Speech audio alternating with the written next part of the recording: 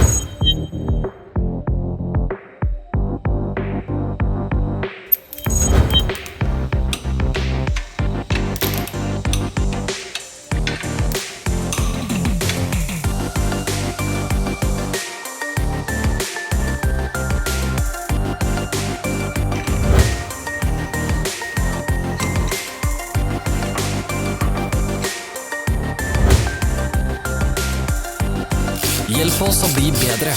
Legg igjen en kommentar.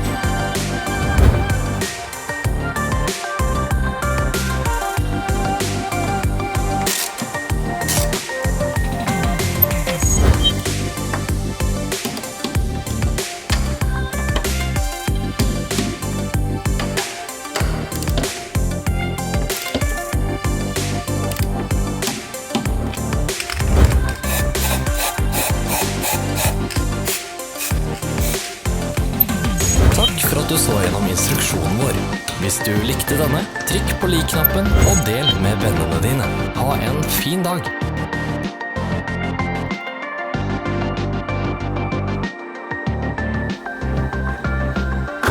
Følg oss på sosiale medier. Vi er på Instagram, Facebook og Twitter. Alle linkene er i beskrivelsen.